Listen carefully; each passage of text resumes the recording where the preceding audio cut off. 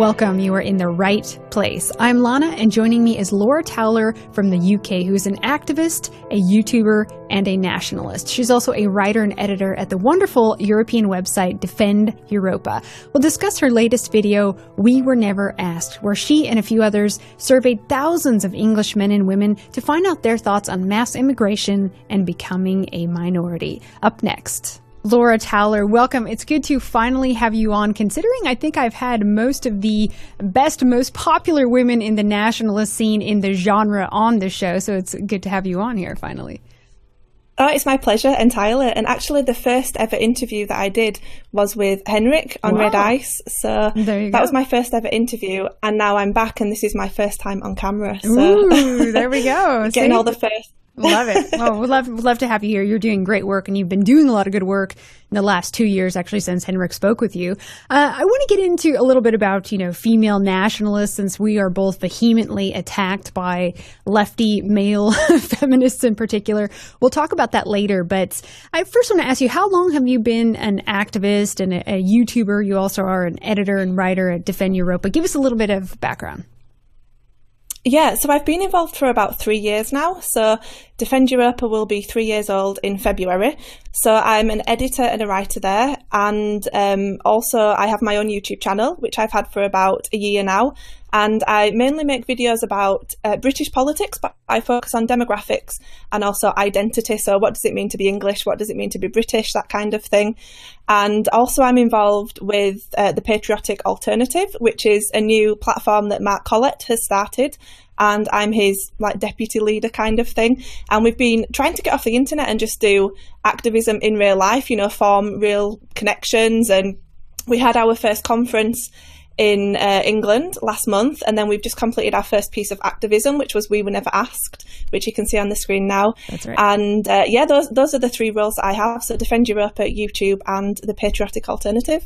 Now, We Were Never Asked. This is your latest video. I just watched it actually earlier today. Of course, this is a reference to mass immigration, which has been foisted upon us against our will. It's something that we didn't actually get to vote on. Now, you went to the biggest cities in England. You surveyed the people with a small team to discover really a true consensus in regards to immigration. So tell us a little bit about this video and this activism and this surveying that you did here. Yeah, so we're constantly told in Britain that, diversity is our strength and immigration is fantastic for Britain. But they always do these polls where they survey 1,000 people and they always fudge the statistics. And I don't think that the majority of people in Britain do think that immigration is a good thing. It always tops polls of being one of our top issues that people are concerned with. And we are slowly but surely becoming a minority in our own country. We have about 3 to 4 decades left. So we thought that we would hit the streets and survey 2,000 members of the British public on their thoughts on us becoming a minority in Britain. And so that's what we did. It was a Saturday, I think it was, in August. And there were about 40 to 50 volunteers. And we had yellow vests on and clipboards. And we just went out and we asked the public, how do you feel about becoming a minority in Britain? And it was 7 out of 10 people who said to us that they think that it's a bad thing. And only 5% of people said that they think it's a good thing. And then the rest of people chose to pick no strong feelings. But a lot of people were scared to answer. And a lot of people were saying, oh, it's a bit racist, I'm not allowed to answer that, that kind of thing. So I think it's more than 7 out of 10 people, but obviously we just had to go with the boxes that they ticked. You chose 3 article headlines about whites becoming a minority in the UK, and you asked people, 1, were they aware of that? And 2, what did they think about that? Now, were they aware of that? Yeah, as you said, 70% said yes, 32% said not, which is amazing to me. Where do these people live? How can they not be aware? I mean, what did you think about that stat? Yeah, I don't know. It's difficult, isn't it? Because if you open your eyes, you can see it happening around you. To be honest, Northerners were a bit more based than Southerners. So Northerners seem to know what's going on more than the Champagne Socialists in London. But if you live in a predominantly white area and all you read is the mainstream media, then the media tells you that everything's going well, and think of the incredible range of restaurants, that kind of stuff. So I guess these people just have their heads in a bubble. I mean, there were some people that didn't believe us. There were some people who were saying, we're not going to become a minority. So yeah, I mean, I think it's quite good that 2/3 do seem to understand what's going on. Oh, of course. And then obviously we've got over 2/3 who think it's a bad thing as well. So we are the majority. You know, people say that we're just a fringe movement, but we're not. We are the majority. That's just it. And that is why they are trying to silence and censor and ban outlets like ours and people who talk about it, because we are actually the populist opinion. All these things that are being foisted on us are a small group of elites who are pushing open borders. This isn't what the common man, the common folk wants, and as you've seen on the street, doing your own consensus. And I think that if we were able to reach more people, this would become an even more popular stance to be against immigration, demographic displacement, becoming a minority, because it's really bad in the UK, but it's happening everywhere, isn't it? Yeah, it's happening across all, white nations, isn't it? But the one of the things that I took away was obviously the results, but the other thing was just how scared people were to talk about it. People were just saying, God, I'm not allowed to answer that question, or that's too controversial. And it was like, why do you think this? You know, you've had it instilled in your brain since birth. They're teaching it in educations. It's all over the media. It's all over the TV. And I don't think these are controversial things that we talk about, but it kind of makes sense why some people get upset as talking about these things, because they think to say anything positive about being white must mean that you hate everybody else, and it's a bad thing to say. So I just think we need to break through that brainwashing, really, and say to people, you know, it is okay to say this stuff. There's nothing wrong with loving your own people and your own country. Exactly. Fear is the number one thing holding us back. You're right. I think if we can get rid of fear in people's minds to speak the truth and realize, it's okay to be white and love your own people and want your nation to be, your England to be for English, then I think we have a serious chance of being able to reverse the damage. But you realize how far deep the programming has gone. And unfortunately, you know, we're getting it everywhere. Now, question 2, what did they think about, you know, the idea of white people becoming a minority? About 69% thought it was bad. 4.8% said it was good, and 27% said they didn't want to say. Now, when I was watching the video, you guys were saying that people assumed that you guys were possibly leftists, because who else would be out on the street asking these kinds of questions, right? Yeah. So some people were, I suppose this isn't going on YouTube, so I can maybe talk a little bit freely, but some of the people were so anti-immigration, and they were just they were saying really offensive things about immigration, but then they wouldn't come and do the survey with us because they thought that we were pro-immigration, and they were saying things like, "Oh, you don't want to know my thoughts on immigration, love." And it was like, I do. I'm on the same side as you. Come and tell me. Yeah, I think a lot of people said no strong feelings because they thought that we were pro-immigration, and then they didn't want us to think that they were racist. You know, that kind of thing. Now, it was 4.8% thought it was good that whites became a minority. Now, do you remember what some of these people were like who were answering, this is great? Well, I didn't actually get anybody say that it was a good thing. So I probably got maybe 8 or 9 people out of 10 say that it was a bad thing. So I thought that the overall results would be that, but then when we, you know, collated all the data afterwards, it was actually 4.8% of people who said that it was a good thing. But I don't know how I would have responded to somebody saying that. I think they would have been able to see in my face that I thought that it was a bad thing. But the other guys were saying that it was mainly like younger women that were saying that it was a good thing, and then they kind of looked really pleased with themselves, like, I've said the right answer, you know, that kind of stuff. But you would want to say, why is it a good thing? But you're not allowed to say that because we have to be unbiased. So and you did see that it was more females that are on the fence. No shocker there. Of course, more women are suckered into this, you know, liberalism, especially women that don't have kids or don't have plans to have kids. You know, they treat these migrants like they're kids or something. I also thought it was interesting too about it was 30-plus-year-olds that said that, you know, demographic displacement of whites was a bad thing. And I think that with experience comes wisdom. No offense to all of you guys listening who are under 30, but I do think that the voting age, unless you're a nationalist, should be 30. What do you have to say about the age demographic here of the people you asked? Yeah, so the groups that we did were up to like the 9. So I think we did 14 to 19 and then 20 to 29. So it would have been interesting to see if like early 20s, you know, while you're at university is a bit more left-leaning and liberal. And then I think as you grow up, you become more conservative. But yeah, over 30s, I think it was something like 71% of them said that it was a bad thing, us becoming a minority. Or was it 73%?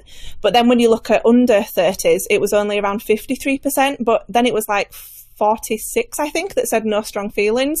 So it's not that younger people are more likely to say that it's a good thing. It's just that younger people are more likely to sit on the fence and say, I have no strong feelings about it. So is it nervousness, or is it, I don't know, is it brainwashing? Who knows? But it was the same with women as well. Women were, only 5% of them said that it was bad, but they were more likely to sit on the fence as well and say no strong feelings.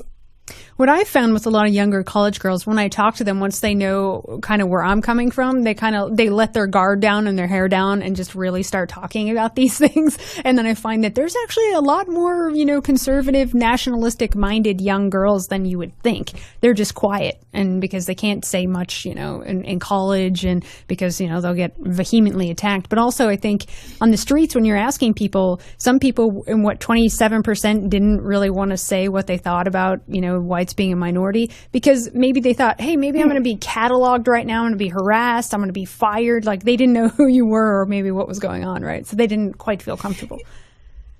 Yeah, definitely. Everybody who volunteered on the day thinks that it was actually more than 7 out of 10 people that think that it's a bad thing, but it's just that a quarter of people were too scared to answer.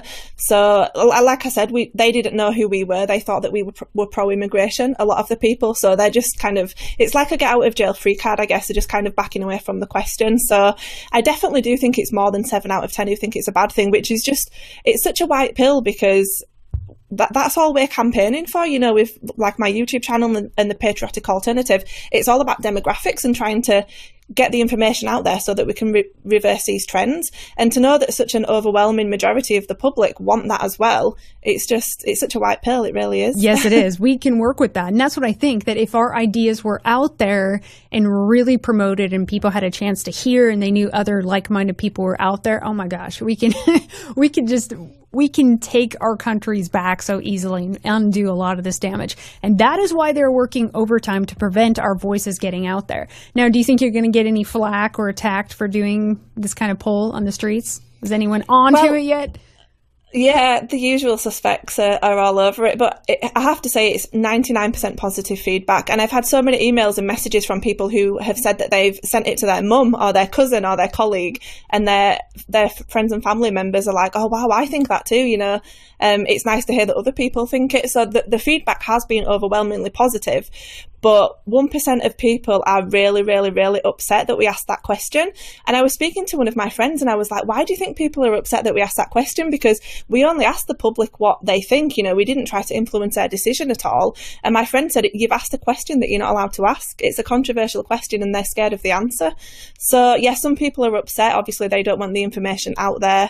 But yeah, we're going to put it out there anyway, so they'll have to cry about it. No, the other thing is, what I thought was interesting, that people with no real strong feeling, and I think Mark mentioned this in your video there, was mostly older people, which was interesting, that they said, well, I won't be here, so what's it matter? Which I think is a very cowardly stance. I can't stand that. I mean, we know some older folks who think like that too. And I think they don't realize the gravity of the situation, because they didn't have to, like you, grow up in multiculturalism and diversity and anti-white programming. They still maybe live in a little white area. They don't really know the full effects of what it's like to live there. And they don't know, by taking this cowardly stance and not saying anything, how it's going to affect their kids. Now, what can you tell us about the older people that you spoke to? Yeah, I mean, overall, older people did answer better, but just some of the individual stories, they were saying no strong feelings, but it's only because it's too late to do anything about it, or no strong feelings because I won't be here anyway. And you just want to say, well, you do actually think it's bad then, don't you? But you're not willing to do anything about it. But we had to tick the no strong feelings box. But it is sad, because as nationalists, we wanted to engage with them further, and we wanted to say, well, what about your grandchildren? Or you can't just give up, that's apathy. But because we were LARPing as data collection volunteers, we couldn't kind of get into a big debate to them and try and red pill them and all that stuff. So it was sad to hear people say that, but you do think, like, you might not be here, but do you not have children? Do you not have grandchildren? Do you not care that they might be the only white kid in their classroom at school? But we unfortunately on the day we couldn't do that. But yeah, it was sad to hear that. I think a lot of people have just lost hope, really. Now, there's a lot of people, I mean, you have them here in America too, patriots. They just think, what's the matter? demographics don't matter. So, 101 on demographics, if there's those people watching, because I do find these videos, why is demographics so important in our nations? Well, race and culture are connected, so you can't replace a people and then just expect the culture to be exactly the same. People seem to think that you can with white nations, but if we, for example, replaced everybody in China with Indians, would it still be China, or would it just be India somewhere else? And it would be India somewhere else. So, I mean, if you want proof that different races breed different cultures, just look at Africa and how all the countries are similar, and then look at Europe and how all the countries are similar. And I just think it's such a childish, infantile argument to say that you can demographically replace a people with a different race and then it's going to be exactly the same. It's not at all. And I think even if we do it slowly, why would we want to do that? Why would we want our people not to flourish and not have their own culture in their own home? And no other ethnic group on the planet has to explain this. No other ethnic group, apart from white ethnic groups, have to say, well, I want my own home and I want my own people to exist because of this. But we're forced to do it all the time. And I think it's just got to the stage now for me where I'm not even arguing it with anyone anymore, because we shouldn't have to defend wanting to exist. Do you know what I mean? Oh, yeah, of Nobody course. else has to do it. Absolutely. There is no other non-white country in the world that has to defend why they need to be a country for their ethnic people, homogenous country for their ethnic people. In fact, everyone else defends it, right? I mean, you see what's happening with Kashmir and India, and we're talking about people that are still genetically very similar there, Pakistan and India. And, you know, the world's crying genocide about all these Hindu Indians coming into this Pakistani area that used to be Hindu, actually. Genocide, right? But then when all these Pakistanis are coming into England and taking over, huge areas in London, it's diversity. Yeah, if it's so great, why is literally no other people on the face of the earth begging to become a minority in their own country and import in all these foreign peoples, right? Now, yeah, and they do it with Tibet as well, don't they? With the Chinese in Tibet. That's one that they go on about all the time, and it's like, well, what about the English? We've got people from the Middle East and Africa coming over here, and you don't care about us becoming a minority. No. So yeah, it's the hypocrisy of the left. And then it's always, I'm sure you hear this all the time being English, colonialism. Oh, colonialism, you deserve it. I mean, we see that on mainstream shows there in England where there's foreigners sitting there talking about how much they hate the English and how they want revenge for colonialism. What do you think about that? Yeah, well, it's just what they're basically saying to us is your people did something bad at one point in history, so you should accept something bad happening to your people now. And are we supposed to just go, yeah, okay, then that sounds like a good deal? Because we're not going to do that. I don't care what level of suffering my people have ever inflicted on anybody. I'm not going to accept a single hair on the head of one of my people being hurt today. And I don't see why anybody would. So, and also the colonial argument anyway, the British Empire, obviously speaking as a British person, did a lot of good. We spread healthcare, science, technological advancements, education, democracy, the rule of law to a quarter of the globe. But people don't focus on that. They just focus on the negative things that we did. And personally, do I agree with the British Empire? Kind of not. I think it was a very strong feat. I think we should be very proud of what we achieved, but I don't think that we should have walked into other people's countries without permission, just like I don't want that to happen to us today. But we're not going to accept bad things happening to us just because we've done bad things throughout history. It doesn't work like that. We're not going to say, yeah, it's okay, you can come and attack us now. No. Yeah, I think the worst part about colonialism is we let all these people know where we exist in the world so that they can come find us today. We map the globe so they know, here's where white people are. You know what I mean? Exactly. Yeah. If it was wrong then, what makes it right today? And all people have conquered and fought for territory and done all kinds of things, and no one else is ever charged for, you have to give it back to them and you have to give it back to them. I mean, how far back are we going to go in this argument? We get that in America too. You stole the land and you colonialists and everything. But exactly, at least the English, they did leave behind certain things that people today are coming to England to get, like the healthcare, the wells, the housing, the things that these evil colonialists built, right? They're complaining about that you guys did that years ago while they're coming to your country to come get those things. Yeah, we're so evil, but everybody still wants to come and live with us. It doesn't make sense, does it? Yeah, they want to come and be oppressed by white supremacy, right? I hear that all the time.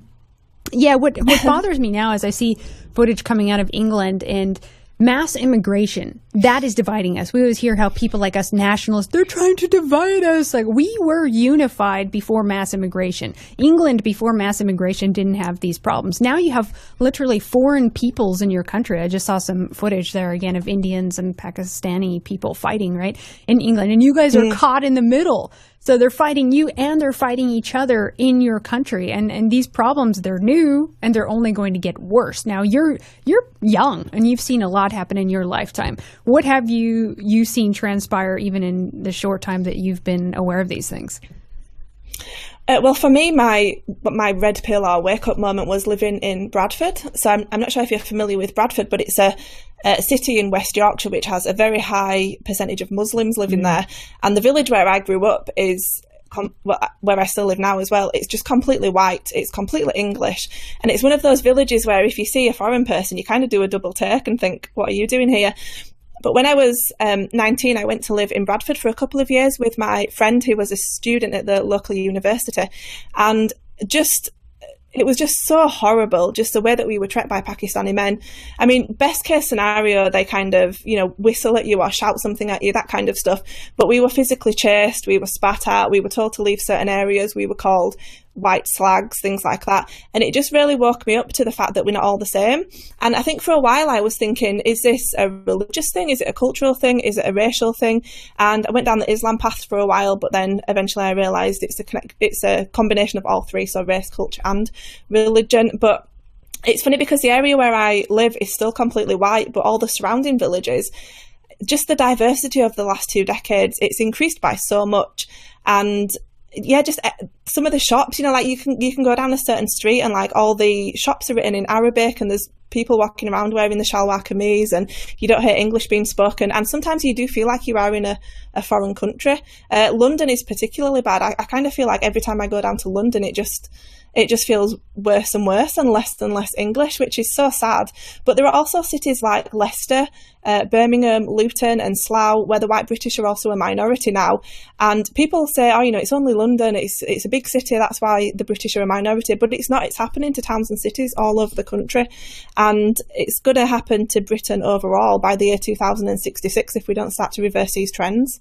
And it's not just cities. We saw, and I know you know about this article because you had commented about it, but there was I don't remember which person was saying it, but there was an article written about how the countryside of England is too white and how it needs to diversify. So they literally want to make it that there can be no white anything, even in England, even in Europe.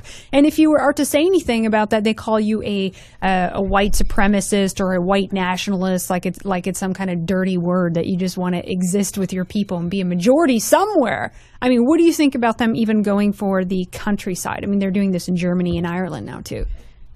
Yeah, so I made a video about it and I actually wrote the article at Defend Europa about it as well, but it was a 168-page report which came out last month, I think it was, and they've basically just said that the countryside is too white. Like they openly came out and said that. So they want more employees working at, like governing bodies in the countryside, but then they also want to just encourage more black people and more people from the Middle East to visit the countryside as well. And they're upset that these people don't feel a connection to the countryside. But why would they? It's not their land. Why would they?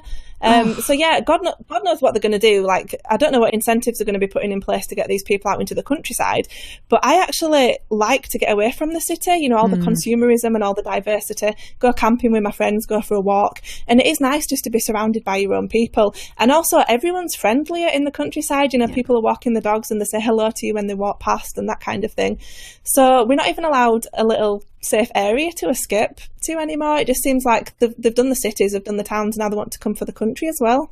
Yep, you just have to claim those spaces. We all have to be friends and neighbors and just pick a town and just move into it and take it over, And the other thing is England is pretty crowded. I've been to England many times, like the UK. It's tight. How many people are they going to bring in there? I mean, have you heard any limits at all as to immigration?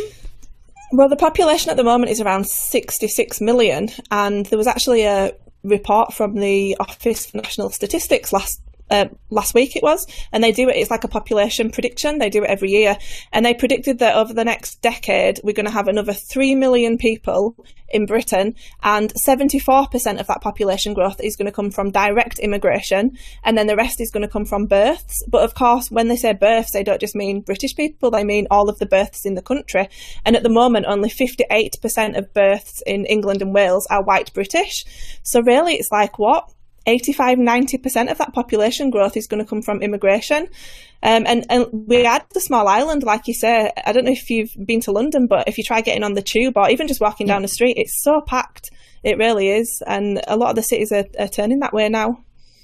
Now, a lot of these people that are having children, we also know that there's a lot of welfare abuses. So that's one of the ways that they're able to have a lot of children is on the backs of the English people, correct? I mean, we see that happening in Germany as well. Yeah, so it feels like sometimes the last people into the country are at the first of the queue when it does come to benefits. And actually, my grandma used to work for a Pakistani family in Bradford, and some of the dodgy stuff that them and their friends got up to, they used to actually bring their family members into the country on the passports of dead people. So, you know, if someone died, but they all look the same with the things over the head and that, they'd use their passport to bring other people into the country, and then they'd claim benefits for all sorts of things while they were working jobs. And, you know, they have their own taxi ranks and takeaways and stuff, but they claim benefits as well. It's all cash in hand. And yeah, I don't think even our government knows the extent of what's going on. But yeah, we need a complete overhaul. And I think if we ever manage to gain power, then the benefit system is one of those things that just needs to be stripped out and gutted and done again. Then people will stop coming. Yeah. People, they go to England, they go to Sweden, they go to Germany, they go to places that are going to pay out. You know, if you're like, you're not going to get any money if you come, then they're not going to want to come. And by the way, you're not going to get any more money if you're here. I think a lot of people will just self-deport, honestly. That's what's going to happen. Well, we're too soft because you see the refugees coming from Africa and they go through all the other European countries straight to Britain because we're the softest. Yeah. And it shouldn't be like that. We need to be more brutal. Oh, I've seen footage where they actually have, you know, lists that these NGOs give them of like how much each country is paying out. And here's a map. You are here and here's how you get to Sweden or Germany or... You know, it really is evil. It's really, really evil. Mm-hmm. Now, I want to ask you, and I know this is a big question, but why? Why do you think that this is happening to us? If there are elites behind the scenes who they're really advocating for us to become a minority, what do you think is going on in their heads? Well, I don't think it's a simple answer. I think there are a few different groups of people that are doing this. I think one of them is people of different ethnic groups that have a lot of power and they hold a lot of resentment towards us. I mean, we had, when Tony Blair was Prime Minister, his immigration minister, Barbara Roche, who was a Jewish MP, she said that she just felt more comfortable among multiculturalism. So I think for a lot of people it is resentment, it is not wanting to live in a white ethno-state, so that they want to, you know, inflict all that diversity and multiculturalism on us. But I think there's also an element of a financial reason, so, you know, driving down wages, that kind of thing. And also I think short-term financial gain for a lot of politicians. So they never plan long-term. They never say like, you know, this is the goal for Britain over the next 30 years. They just think about their 4-year cycle and how much money they can earn. But yeah, I think, and also, I mean, if you want to like get into like Kalergi and stuff like that, I mean, I don't know how true that is, but I think they do want a sort of maybe average IQ of 85 to 90 breed of people who are just perfect consumers, you know, smart enough to operate machinery, but not too smart enough to ask questions, you know, that kind of thing. That's so right. I think it's a variety of things. I don't think we can just point to one group of people and say it's that, but I do think that is part of it. Yeah, definitely. it's all those things. Definitely. I did a video about this, why they want to replace white people. I had over 1 million views, and then YouTube nuked that one, of course, but you can still see. Yeah, I saw that one, actually. But yeah, the Kalergi thing is very interesting, and I think it really is based on hatred. You know, hatred of European people. I mean, do they wish this kind of thing on anyone else? But it is true. He talked about, what is it, the European Negroid Asian man of the future. You know, I mean, yeah, these people are actually anti-diversity, and we always have to point that out. The world exists of different ethnic homogenous peoples and nations, and that makes up the world's true diversity. And they want to destroy that diversity and make everyone the same. One race, ultimately one government, one religion, one people that's easy to control, make them exactly rootless consumers with absolutely no connection to the past. Yeah, and I think as well, if we were all like Kalergi kids, then we wouldn't have an identity. You know, we wouldn't have something from the past to hold on to. So we probably just would live our lives by consuming and watching TV and eating TV dinners and watching Netflix and stuff, and that's more money in their pockets. So empty existence. Yeah, it really is evil. You know, you have to kind of question the spiritual aspects of that at some point too. Now, identitarianism, what does that mean to you? I don't really call myself an identitarian, but I guess it means, I mean, I think generation identity use that word, don't they? I just call myself a nationalist, really. Yeah. But I guess it means, I mean, I think they talk about, is it ethno-cultural identity? Mm-hmm. So they do use the ethno word, so it is racially based. But I guess it's just feeling like you're not just a rootless, like lobotomized person walking around from one place to the next. You do actually have an identity. You do actually have a history and a past, and you do actually have things that you can be proud of and things that you feel connected to. And I do think that the rootless cosmopolitans who are in power, I do think that is something that terrifies them, really. Yeah, absolutely, of course. Meanwhile, they have their very strong identities and based on their ethnicities and stuff. We know who we're talking about here, the different groups. But yeah, I see a lot of times now in America, they're calling you guys white nationalists, you know, just because you want Europe to remain white. And I always say, hey, wait a minute here. Not that I could care less what people call me or what term they want to use, but it's not just a generic white in Europe. You're English, you're Swedish, you're German, you're Swiss, and I want that to remain. I don't want just a generic white, kind of like what's happened in America. Now, what are your comments on that? Yeah, they use the word white because it's scarier when they use the word white. So if they just said nationalist, it would be like, you know, anyone can be a nationalist, but they always say like white ethno-nationalist to make it sound scarier.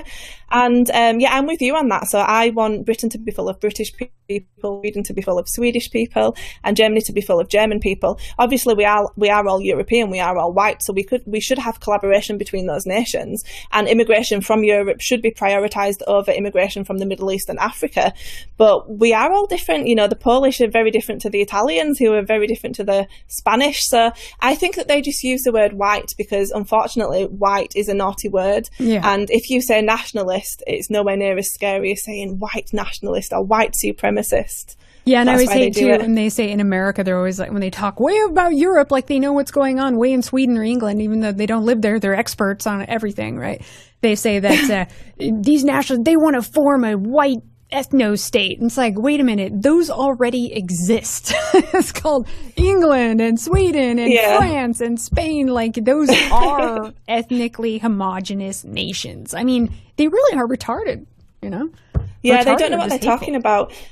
And also, to call a nationalist a white supremacist doesn't make sense, because as nationalists, we just want to be left alone. So to call us supremacists, it's like two contradictory words, which proves that they don't know what they're talking about. Yeah, I know. I always say it's like it's the total complete opposite. We don't want to lord over, and we just don't want to have any of them around. Yeah, just do our own thing. And here's the thing: if you guys hate white people so much, why do you want to come live with them? You know? Yeah. I mean, I think it's fine. Like in England and America, we've always had people who weren't European, but it was in small number, and you didn't really notice it because there wasn't a lot of this cultural Marxist agitation yet. Sure, you notice differences, but people kind of they kind of left each other alone and tended to their own groups, and it was a very small number of non-Europeans in our countries, which is not a big deal. And there are some nice people who are in our countries and they're supportive of our cause and stuff. But now what we're talking about is massive demographic displacement. We're not talking about the kind of nationalism where we need, blood tests before you can come into the country, right? Yeah, it's just, for Britain, it's unlike anything we've ever seen before. So we have the lie of we've always been a nation of immigrants, which isn't true, because up until Empire Windrush docked in Tilbury in 1948, Britain was completely homogenous. So even during, when we were invaded by the Romans and stuff and the Anglo-Saxons, people always use those arguments. I mean, there are other Europeans anyway, but Britain was still, during the Roman occupation, for example, we were still 97% native, and the Romans had no impact on our DNA anyway. But But they always use those arguments and say, you've always been a nation of immigrants. And it's like, you cannot compare an invasion, so people turning up at your shores with swords and axes, who are other Europeans, to what is happening today. People coming from Somalia and being given a council house and benefits, and hate speech laws being created so that nobody can criticise it. It's two completely different things. But for us, we were pretty much homogenous up until 1948. And then mass immigration started, and tens of thousands of people started coming to the country every single year in the 50s, 60s, 70s and 80s. And then in 1997, when Tony Blair became Prime Minister, that just increased rapidly. And then hundreds of thousands of people started coming to the country every single year. And now, as you're showing on the screen, we're going to be a minority within our own country within a few decades. But it hasn't actually got better under the Conservatives. It's still, net immigration is still running at the hundreds of thousands. And obviously the net immigration figure is dodgy anyway, because it doesn't tell you how many people are leaving and the total number that are coming in. But it's just, we've never experienced anything like this. And people say, it's natural, immigration is natural. This is not natural. Losing your country in a century is not natural at all. No. This is forced. And it used to be, when this happened in the old days, yes, it was called an invasion and people were allowed to fight back. We literally are bound and gagged from being able to fight back. I mean, they haul people off to jail in the UK now for being nationalists or having wrong thoughts. It's completely not the same thing. Yeah, I know. It's crazy when I hear stories coming out of the UK of people being thrown in jail for thought crimes, or they misgendered someone, or it's just, how is that even happening? And that's the other thing too, like a lot of this trans hysteria I see in the UK. Well, how do you think all these incoming people are they really going to care about trans rights? I mean... Yeah, well, there was was it Jess Phillips? I think there was something to do with LGBT education being taught at a school, and some Muslims started protesting it, saying that they didn't want it to happen. I think it was Jess Phillips, who's a Labour MP. She was saying, what's going on? I don't understand. We invited you into this country. Why aren't you adopting our values and stuff? And it's like, you're such an idiot. These people are not going to adopt our values. Oh, jeez. But yeah, I don't think they've thought that far ahead. Yep, it'll be fun times ahead. But I think that we should also tell people not to be black-pilled, right? I mean, you're not black-pilled about what's happening in England, even though it seems like, oh my gosh, we're defeated already. I don't think we should have that attitude. Our ancestors never had that attitude, and they did some amazing things. What are your thoughts on that? Oh yeah, I'm completely optimistic for the future. And the reason is because I think... So, a lot of people say we can't fix this democratically, and to a certain extent I agree with those people, but we can give it a shot anyway. We can try and go as far as we can. But even if it comes to something more dangerous in the future, I have so much faith in us as Europeans that we're going to get through this, because I mean, as British people, we colonised the quarter of the globe. We've overcome such incredible feats, conquered the world. In the past. Yeah. I think we're the smartest, I think we're the strongest, I think we're the most resourceful, and there's absolutely no way that European men are just going to go silently into the night and just allow that flame to go out. There will be some sort of fight back, but I think for a lot of people they're just too comfortable at the moment. They still have hot running water, and they then personally haven't been attacked. Maybe they've read something in the news about a machete attack or something, but it hasn't actually hit them yet. So I hope, as it does get worse and worse, I do hope that people start to think, okay, enough is enough now. And eventually it's going to get to the stage where it's going to be like South Africa, and we are going to be attacked, and we are going to have to say, we need to do something about this. Then the problem solving begins. Exactly. And I think white guys will do really well in that environment that's chaotic and it's dangerous and things are escalating. I think that white guys will definitely persevere and problem solve and be able to take the reins back. Honestly, I do see that happening. White people are the most tolerant. Unfortunately, it's a blessing and a curse, I guess. But we do have our limits. Yeah. Everyone has their limits. Yeah, I wanted to talk about the attack on nationalist women by lefties, because I know, and it's not by guys on our side, we have to make that clear, because I know you and I both get a lot of flack by these male feminists. I think there's one kind of fat slob that attacks you a lot on Twitter. I forget his name, some loser. So tell us about your experiences being attacked by lefty men. Yeah, it's interesting because I don't get any abuse at all from within the right. Yeah. And people always say, there's loads of incels or loads of men that live in their mother's basements who don't know how to talk to women, and they attack nationalist women. And I never get any of that at all. I find that the men on our side are incredibly respectful, but I get attacked so much by left-wing men, and I'm not sure why they hate me so much, because a lot of other women who are nationalists don't seem to get this as much. I know that you get it quite a lot as well, because I see you being attacked on Twitter. But I think part of it is that they have kind of forfeited their natural role as protector. You know, all this stuff's happening in Britain with the rape gangs, for example, up to 1 million girls affected by these Asian Pakistani grooming gangs in Britain, and they're staying silent about it. And then when you have women speaking out about it, it must feel weird for them, you know, because we're kind of adopting their natural role, really. And I wonder if that's why they attack me sometimes. But yeah, it's just the most pathetic, weak, cooked comments. And oh my gosh. And rape and death threats and stuff. I always get that the communists is like talking about how they're going to hang me and rape me in the town square and all this stuff. Like, yeah, big talker. But this is the kind of people that we're dealing with. These are your typical, you know, lefty, progressive, male feminists. They're just basically, they're full of bullshit. Everything that they preach is this. They're violent, awful, disgusting, evil, hateful people. Yeah, the way that they speak to us is just, I've never been spoken to like that by a nationalist, or even just you know, like a normal apolitical person. They are so vulgar and so vile, and like you say, it is threats. And I mean, I've had my location tweeted out by that journalist that you're talking about. Before he's tweeted my location out. Historian.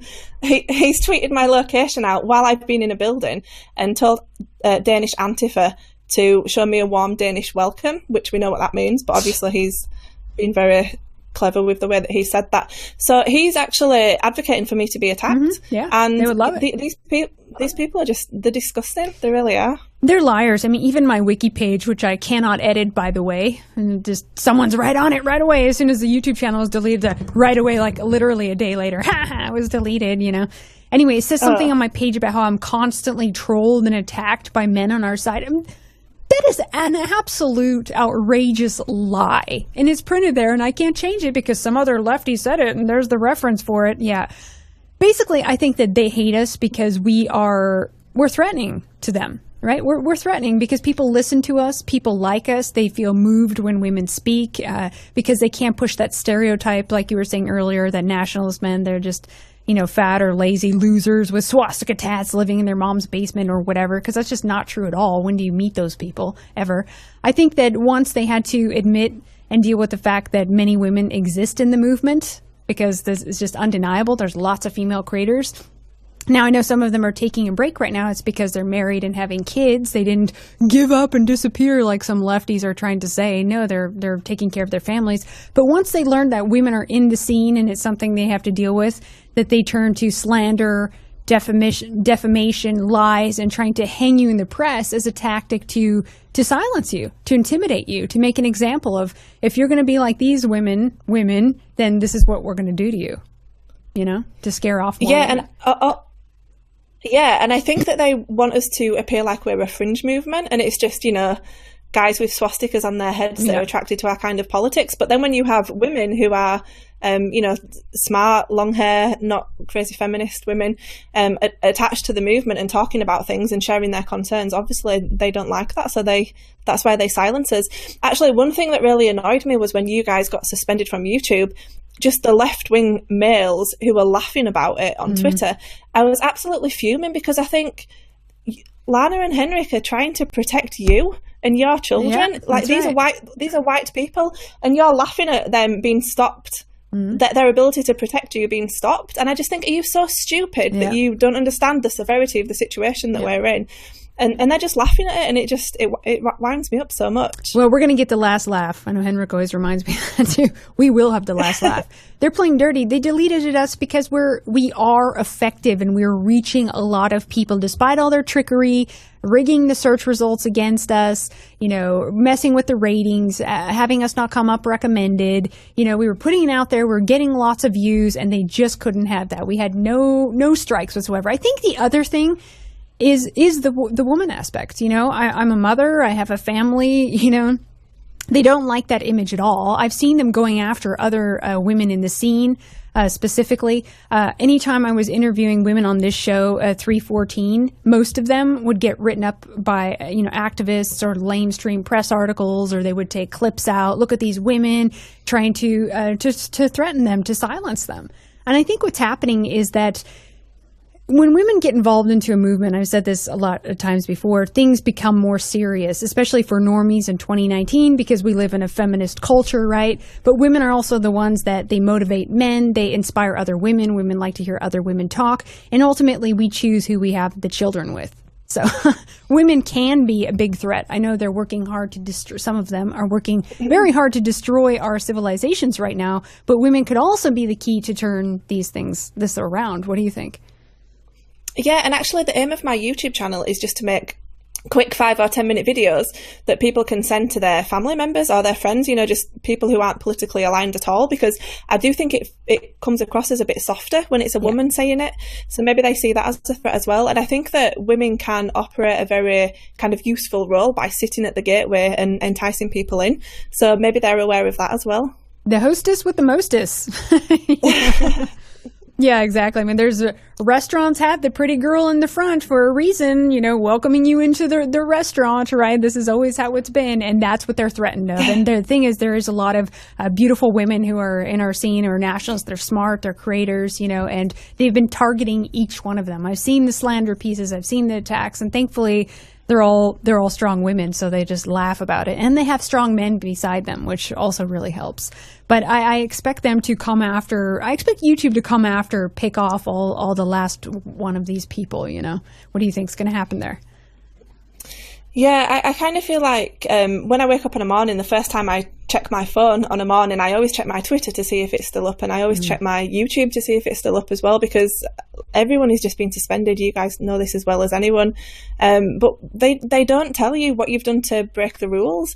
It's just like, it's so obvious that they just want to get rid of us. And there was a purge a while back, and I think UKIPper and the Great Order, who were both friends of mine, got suspended, but they didn't even tell them what they'd done.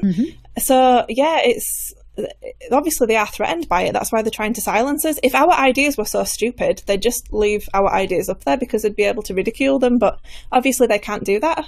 Yeah, it tells you how afraid they are when they have literally billions of dollars on their side, and they control the media, they control the entertainment, education, and they can't have even one YouTube channel or a couple YouTube channels with 400,000 or 500,000 people. James Alsop was taken off too. What do you have? 500,000 people. They can't even have this one guy with this YouTube channel, or my husband and I, like, with a YouTube channel talking about these things. That's how weak it really is, because one crack can make all this fall apart. And I think that they know that. That's why they're so afraid. That's why the ADL has their hit lists, because they can't, and they won't debate us because they'll lose.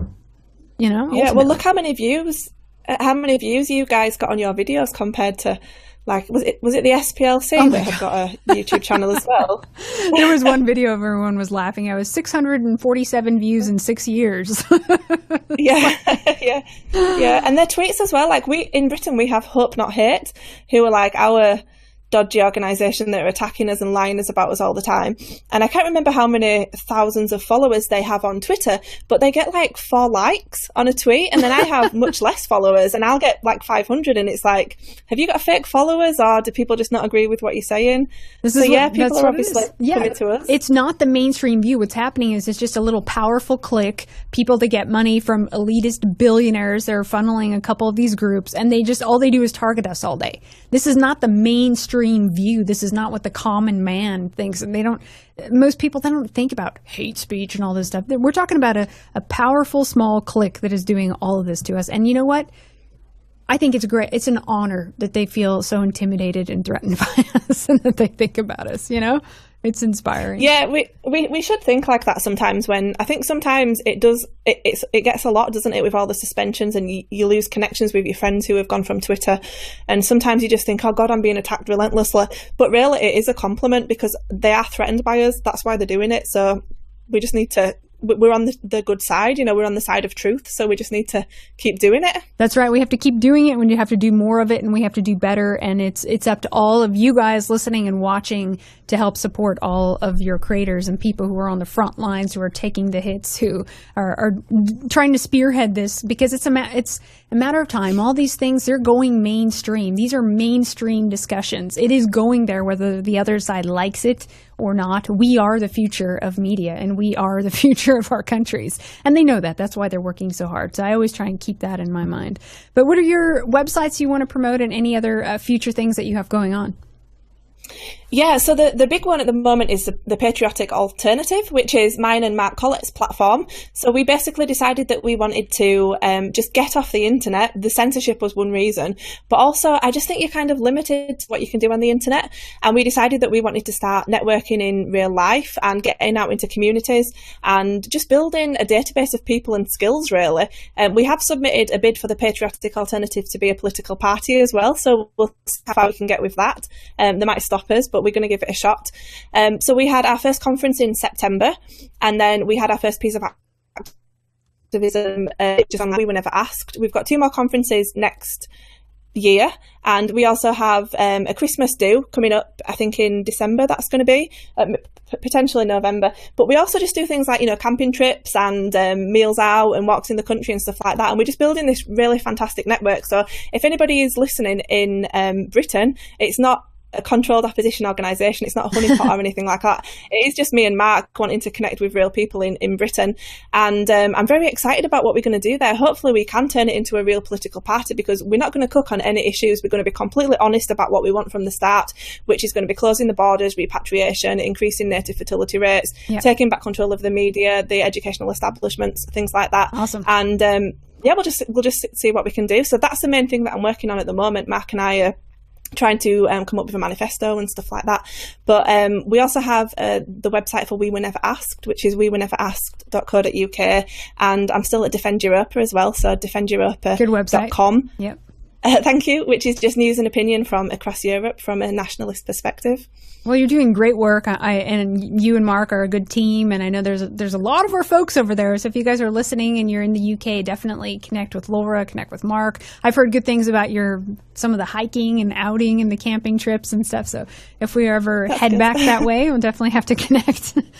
And we should also tell everyone, because of the YouTube ban, I'm pretty sure we're depersoned from YouTube, even if we start another channel. We'll see what happens there. Definitely everyone share this video. You can re-upload it onto your channels. Just get it out there, just so we're sure that it's on many different platforms so that they can't take it down. Laura, thank you so much for joining us. It's been great.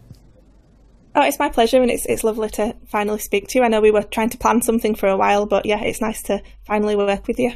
We'll do it again soon. Yeah. A warm thanks to Red Ice members who make this show possible. We cannot do it without you. We are 100% supported by you. Since ThemTube deleted our channel, you can always find us at redicemembers.com for the best exclusive content, redice.tv for all the public content, and DLive for live streaming. We're also on BitChute, Facebook, Twitter, and Gab. If you're listening and you want to help and do something a little extra, feel free to upload all our public content or any of your favorite videos to your channels just to get it out there. Also, before you go, don't miss our special Halloween Eve live stream on the 30th, starting at 5 p.m. Eastern Time, exclusively live streaming from DLive. We'll take some calls, have some special guests, candy, and costumes, maybe something offensive. Love you all. Talk soon.